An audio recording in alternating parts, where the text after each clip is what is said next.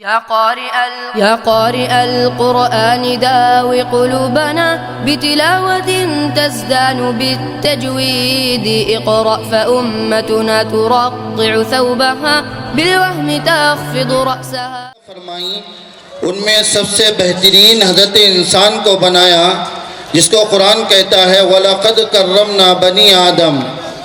انسان کو معزز اور مکرم بنانے کے ساتھ ساتھ اللہ رب العزت نے اس کو بڑا حسین اور خوبصورت بنایا. قرآن کہتا ہے لَقَدْ خَلَقْنَا الْإِنسَانَ فِي أَحْسَنِ تَقْوِيمٍ. اس روئے زمین پر تمام مذاہب کے ماننے والے اور انسان ہیں، لیکن سب سے بہترین انسان ایمان والوں کو فرمایا.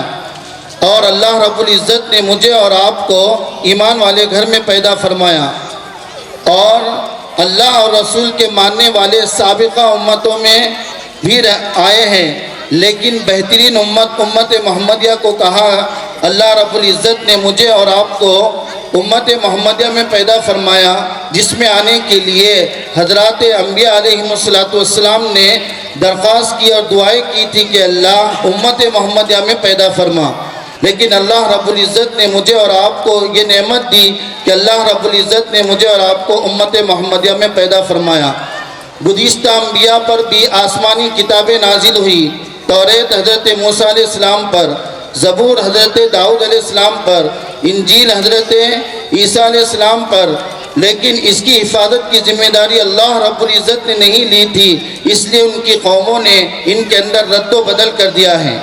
لیکن قرآن مجید جو سرچشمہ ہدایت ہے وہ کلام ہے جس کو اس کائنات کی تخلیق سے ہزاروں سال پہلے جب فرشتوں نے اللہ رب العزت سے سنا تو کہا تھا بڑی بابرکت ہے وہ امت جس کو یہ قرآن عطا کیا جائے گا. بڑی بابرکت ہے وہ زبانیں جو اس کی تلاوت کریں گی. بڑی بابرکت ہے وہ کانیں جو اس کو سنیں گے. اور اللہ رب العزت نے یہ کتاب ہم کو عطا کی ہے اور ہم اس کو پڑھتے بھی ہیں اور سنتے بھی ہیں. خیر، اللہ رب العزت نے اس کتاب کی حفاظت کی ذمہ داری لی ہے. قرآن کہتا ہے اِنَّا نَحْنُ نَزَّلْنَا الذِّكْرَ وَإِنَّا لَهُ لَحَافِظُونَ. ہم نے اس قرآن کو اتارا ہے اور ہم ہی اس کی حفاظت کریں گے. لہذا آج 1450 برس ہو گئے، لیکن اس کے ایک آیت کیا، ایک حرف کیا، ایک زبر زیر پیش کیا، آج 1450 برس ہو گئے، اس کے ایک نقطے کے اندر بھی کمی بیشی نہیں ہوئی. لہذا قیامت تک کہ اللہ رب العزت اس کتاب کی حفاظت فرمائیں گے. اس کے ساتھ ساتھ اللہ رب العزت ہر دور میں اس کی حفاظت کر رہے ہیں، آئندہ بھی کرتے رہیں گے. ہر دور میں مختلف طریقوں سے حفاظت ہوتی رہی. اس پرفتن دور میں بھی علماء کرام، حفاظ اعظام، مدارس اسلامیہ، مکاتب قرآنیہ کے ذریعے سے اللہ حفاظت کر رہے ہیں اور تا روز قیامت اللہ کرتے رہیں گے. انہی طریقوں میں سے ایک طریقہ آج کی اس مسابقہ کی ایک اہم کڑی ہے کہ جس کے ذریعے سے اللہ رب العزت ایک بچوں کے اندر پڑھنے کا شوق اور جذبہ پیدا ہو رہا ہے اور جتنا ہو سکے پختگی قرآن مجید میں آتی جا رہی ہے. ان مسابقات کی محنت کے ذریعے سے ہو رہی ہے. خیر، ہم یہ بتلانا چاہ رہے ہیں کہ ان مسابقات کی ابتدا کیسے ہوئی. آج سے تقریباً 34 سال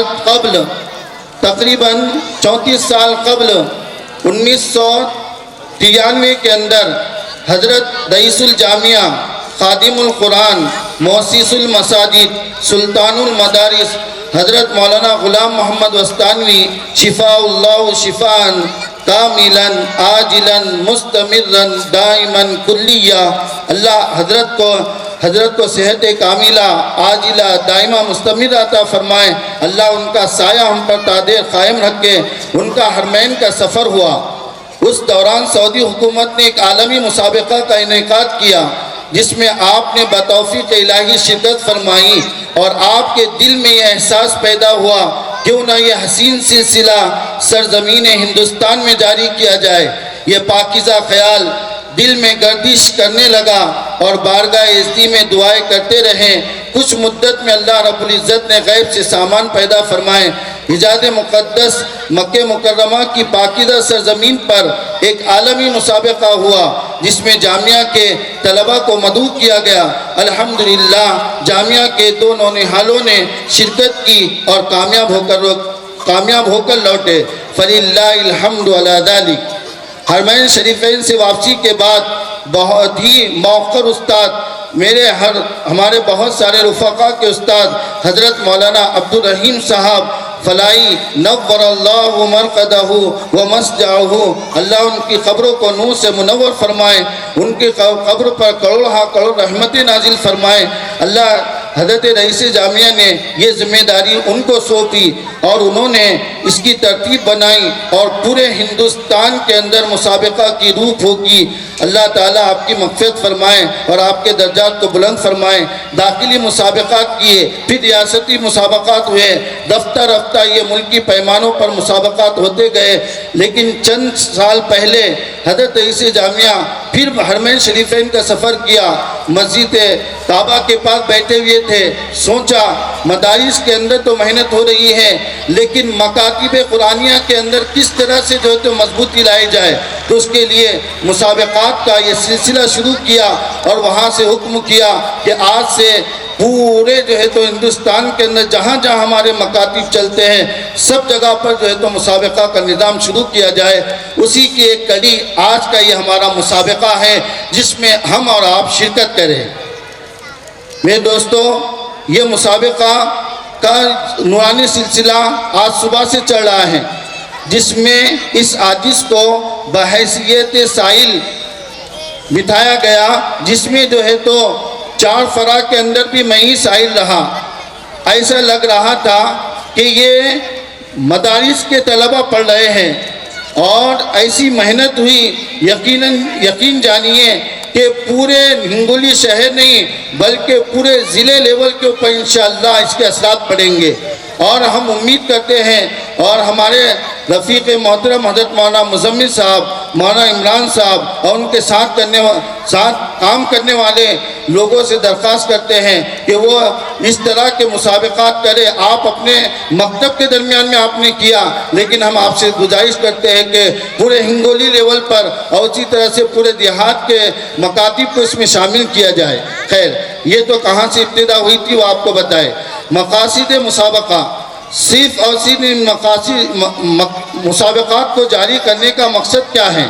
صرف اور صرف قرآن مجید اور اس کی تعلیمات کو رواج دینا، عوام اور خاص کے رشتے کو کتاب و سنت کے ساتھ مستحکم کرنا، اسی طرح مدارس اور جامعہ کے درمیان اتحاد و قوت کو قائم کرنا، نیز طلبہ میں تعلیمی جذبہ نیک کو پیدا کرنا اور یکسانیت پیدا کرنا۔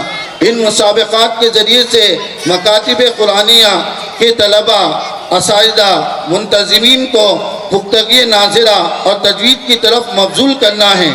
نونہالان اسلام کو ابتدائی سے حوصلہ بڑھا کر باصلاحیت بنانا ہے۔ امت مسلمہ کو کتاب اللہ سے مربوط کر کے سعادت دارین حاصل کرنا ہے۔ مکاتب قرآنیہ کے طلبہ میں قرآن پاک کو تجوید کی رعایت کے ساتھ پڑھنے کا ذوق و شوق پیدا کرنا ہے۔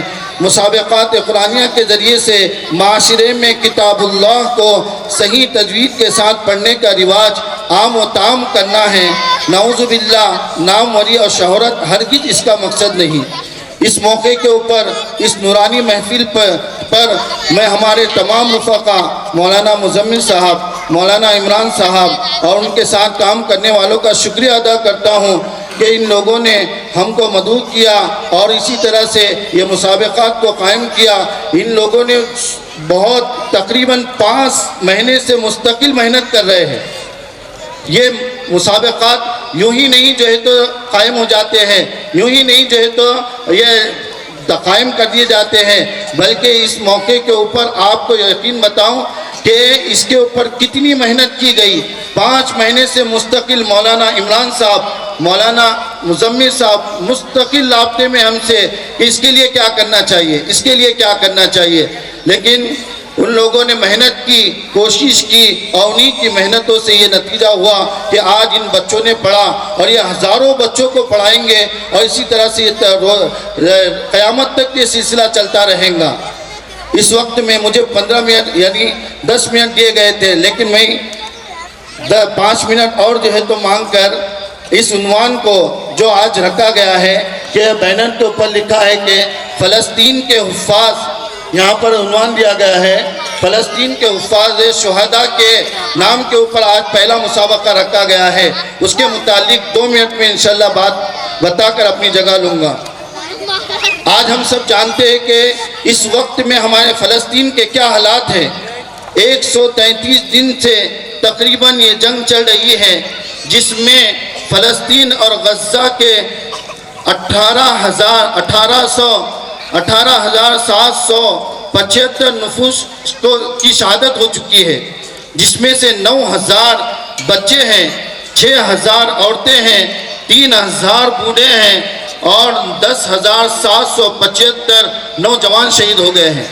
آپ اندازہ لگائیں، ہمارے محلے میں سے کسی کا جنازہ جاتا ہے تو سارا محلہ غمگین ہوتا ہے، لیکن آج ہماری ان کی طرف توجہ نہیں رہی ہے۔ میں آپ کو آگے جا کے جو بتا رہا ہوں وہ اس کے مطابق ہے۔ حضرت مولانا ہمارے استاد محترم مولانا حذیفہ صاحب وستانوی، ان کو ان کے ایک دوست نے کلپ بھیجی، اس کا عنوان یہ تھا کہ غزہ کے مسلمانوں کی استقامت کا راز کیا ہے۔ وہاں کے مسلمان اتنے حالات آ رہے ہیں، اتنا سب کچھ ہو رہا ہے، اس کے باوجود جو ہے تو اپنے ایمان کے اوپر استقامت اور ثابت قدمی کے ساتھ ہے۔ اس کی وجہ کیا ہے؟ انہوں نے بتایا کہ سرزمین غزہ میں صورتحال یہ ہے کہ 20 لاکھ سے زیادہ لوگوں کے پاس کھانے کے لیے کھانا نہیں ہے، پینے کے لیے پانی نہیں ہے اور رہنے کے لیے مکان نہیں ہے، لیکن جب ان سے کوئی حال پوچھتا ہے کیسے ہیں تو وہ کہتے ہیں کہ الحمدللہ، اللہ کا شکر ہے۔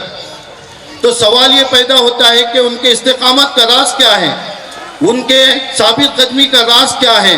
تو آج سے تقریباً میں اس مسابقات سے جو تو جڑا رہا ہوں، آپ کہا کہ آج سے 30 سال قبل وہاں کے علماء نے ایک پروگرام بنایا کہ دشمنان اسلام سے مقابلہ کرنے کے لیے اور ان سے ثابت قدم ایمان پر ثابت قدم رہنے کے لیے ہم کو ہمارے بچوں کی صحیح تربیت کرنا ہوگی۔ اس کے لیے کیا کرنا ہوگا؟ کہا کہ ہر گھر کے اندر بچے کو حافظ قرآن بنانا ہوگا، ہر گھر میں بچے کو حافظ قرآن بنانا ہوگا۔